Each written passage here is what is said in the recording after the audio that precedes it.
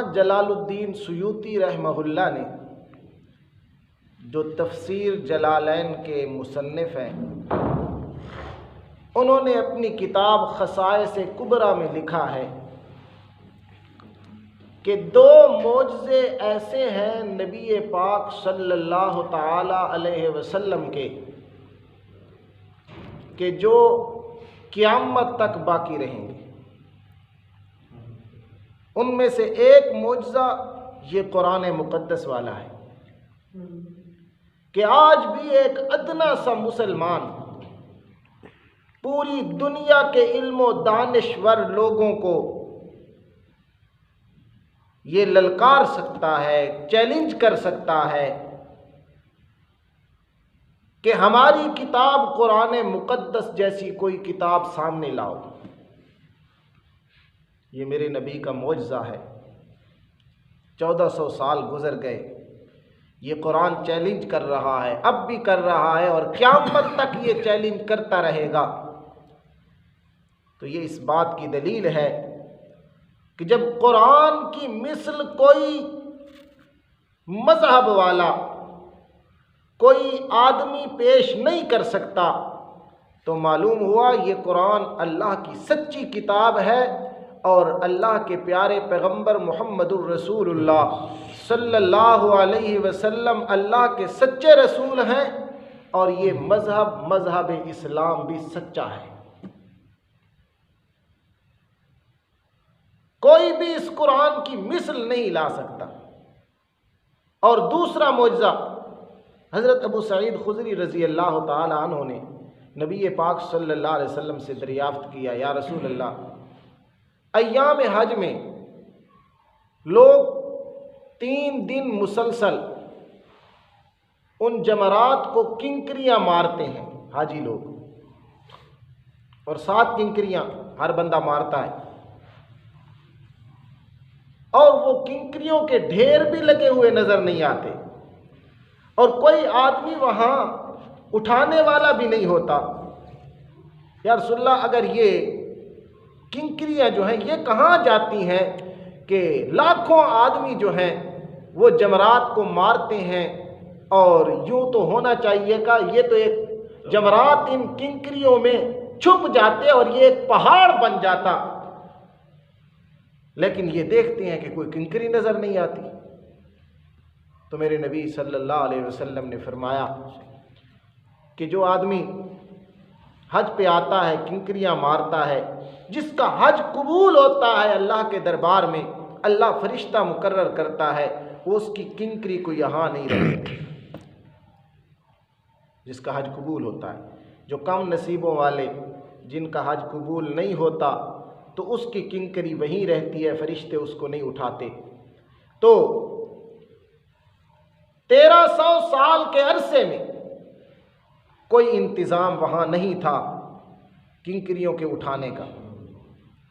अब 14वीं सदी में सुना है कि अब कोई हुकूमत ने इंतज़ाम किया है किंकरियों के उठाने का। कई सारे लोग ऐसे होते हैं जिनका हज कबूल नहीं होता तो उनकी किंकरियाँ भी नहीं उठाई जाती। तो ये भी मेरे पैगंबर का बहुत बड़ा एक मोजज़ा है जो मेरे नबी की सदाकत को निखार रहा है, और क़यामत तक ये मोजज़ा रहेगा कि मेरे नबी को मानने वाला उम्मती जब हज करेगा और किंकरियाँ मारेगा उन जमरात को, तो उसकी किंकरियों को रब के फरिश्ते उठा लेंगे और उसका हज कबूल हो जाएगा अल्लाह के दरबार में, उसकी किंकरियाँ वहाँ नहीं रहेंगी। तो ये मेरे नबी का मोजज़ा है, ये भी क़यामत तक रहेगा। अंदाज़ा लगाओ कि कुरान कैसी इनकिलाबी किताब है। खनसा एक औरत थी अरब की, बड़ी शायर औरत थी, बहुत बड़ी शायरा। जब इज्तिमा कायम होते थे, शुआरा की महफिलें और मजलिसें लगा करती थीं, बड़े बड़े नामवर शुआरा आते और अपने कलाम को पेश करते, शेर कहते। तो ये औरत इतनी बड़ी शायरा थी कि लोग इसको उनका फैसल मानते। ये लोगों के कलाम को चेक करती, मुहाकमा करती थी, फैसला करती थी, गलतियां निकाला करती थी इसमें ये गलती है, इसमें फसाहत की गलती है, इसमें बलागत की गलती है, इसमें अदबी गलती है, इसमें फला गलती है। तो पूरे अरब के लोग उस शायरा को मानते थे कि ये बहुत बड़ी शायरा औरत है। जब वो शेर पढ़ती तो लोग तड़प उठते थे। हत्ता कि उक्काज के मेले पे हज़रत हसन रज़ी अल्लाह ताला अन्हु ने, इन्होंने उक्काज के मेले पे कहते हैं कि से 2 शेर चुन के पढ़े। जब मुकाबला होता है तो फिर वो आदमी अपने कलाम से निखरे हुए जुमले और जो मशहूर होते हैं फिर वो मशहूर अपना कलाम पेश करता है। चुन के 2 शेर पढ़े तो इसने उसमें 8 गलतियां निकाल के उस दोनों शेरों को मुस्तरद कर दिया। इतनी बड़ी शायरा। लेकिन जब इसने कुरान सुना, कुरान ने ऐसा असर किया कि वो ईमान ले आई और पूरी ज़िंदगी के लिए शेर कहने छोड़ दिए और कहती थी कि अब मुझे शर्म आती है कि रब के कलाम के होते हुए मैं अपना कलाम पेश करूं। अंदाज़ा लगाए, इतनी बड़ी शायरा भी कुरान से मुतासर होती है और इस्लाम लाने पे मजबूर हो जाती है। मालूम होता है ये कुरान कोई ऐसी इनकिलाबी किताब है, इसके अंदर ऐसा कोई असर अल्लाह ने रखा है। जिस तरह मिकनातीस ये लोहे को अपनी तरफ खींच लेता है, कैच कर लेता है, उसमें एक ताकत होती है, इसी तरह कुरान में भी अल्लाह ने ये असर रखा है, ये भी इंसानों के दिलों को अपनी तरफ खींच लेता है। अंदाज़ा लगाओ कैसा इनकिलाब पैदा किया कुरान मुक़द्दस ने। कबीला दौस का बहुत बड़ा सरदार तुफैल बिन अमर दौसी मक्का मुकरमा के अंदर आता है उम्रा के इरादे से। जब ये मक्का मुकरमा पहुंचता है, कुरैश इकट्ठे होते हैं, मशवरा करते हैं कि अपने कबीले का बड़ा सरदार है, साहिब असरो इख्तियार है, मुहम्मदुर रसूलुल्लाह सल्लल्लाहु ताला अलैहि वसल्लम का अगर कलाम इसने सुन लिया तो हो सकता है उसी का बन जाए। ये सरदार आदमी है, लिहाजा बाम उन्होंने मशवरा किया और फौरन उसके लिए बहुत बड़ा इस्तकबाल किया इन मक्का के कुरैशियों ने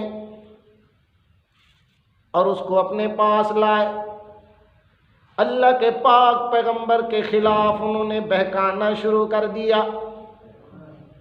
कि तुफैल तू अपने कौम का सरदार है, अपने कबीले का बहुत बड़ा सरदार है, हम तेरे खैर खां हैं, इधर के हालात का तुझे पता नहीं है, हमारे इलाके के हालात से तू नावाकिफ है, इसलिए हम तेरी खैर खाई करते हैं कि यहाँ हमारे इलाके में एक नाम का मोहम्मद रहता है सल्लल्लाहु अलैहि वसल्लम, जिसने अपना दीन अबाई छोड़ दिया है, बाप दादे के दीन को छोड़ के उसने अपना नया दीन बना रखा है और नऊजुबिल्लाह कहते हैं कि वो जादूगर है।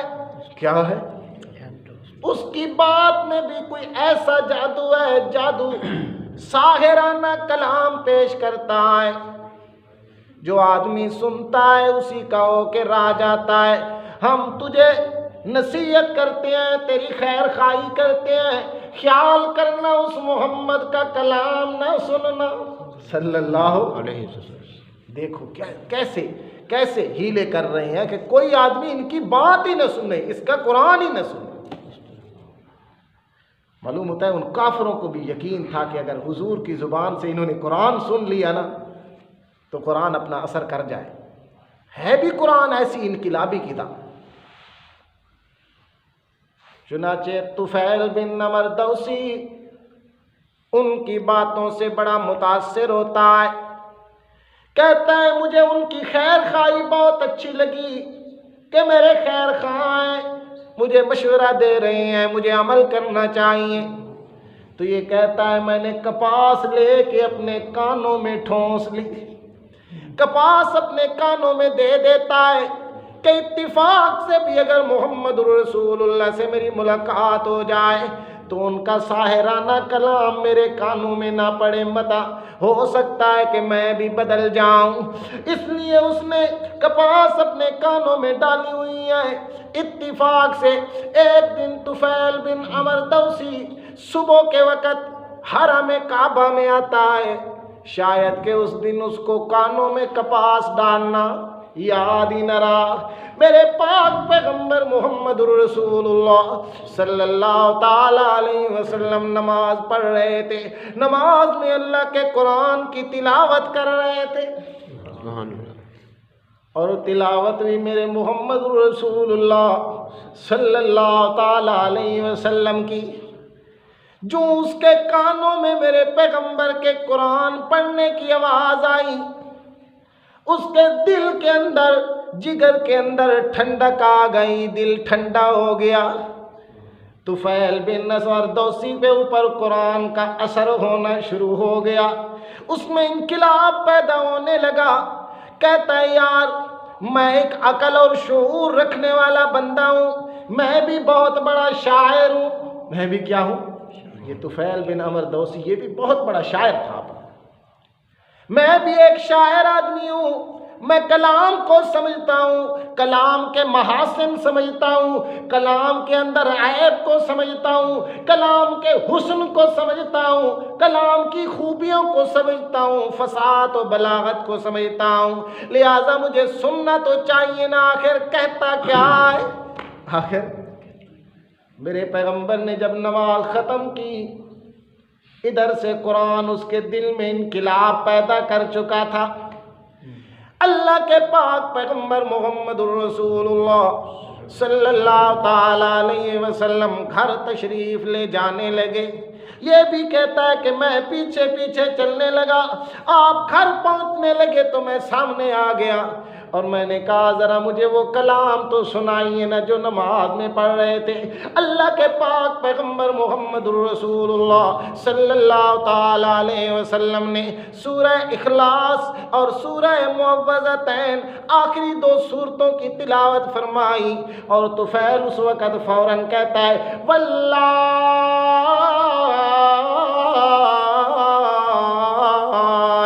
मा समय तो कौलन आहसन मिन हो वला रहे तो अमरन आदल मिन अमरिही व शहदु अन्नक लरसूलुल्लाह। मुझे अल्लाह की ज़ात की कसम है, इस जैसा अहसन कलाम मैंने आज तक नहीं सुना और इंसाफ पर मबनी बात इस कुरान से बढ़कर मैंने आज तक नहीं देखी। इसलिए अशहदु अन्नका लरसूलुल्लाह, मैं गवाही देता हूँ बेशक आप अल्लाह के सच्चे रसूल हैं। देखो कुरान ने कैसे इनकिलाब पैदा किया। अल्लाह की कसम, बड़े बड़े शायर थे, बड़े बड़े अरबी दान थे, हम तो अरबी नहीं समझते, वो अरबी को समझने वाले थे। उनने जब कुरान मुकद्दस सुना तो इस्लाम लाए बगैर रह ना सके। अल्लाह अल्लाह, ये कुरान एक ऐसी इनकिलाबी किताब है। देखो सहाबा किराम जब अरब में चले और तबलीग का काम उन्होंने शुरू किया, उनके पास कोई बड़ी बड़ी लाइब्रेरियां नहीं थी, उनके पास बड़ी बड़ी कोई दुनिया की किताबें नहीं थी जिनको पढ़ते और लोगों को समझाते और सिखाते। सहाबा के पास अगर कोई किताब थी तो वो सिर्फ कुरान मुकद्दस थी।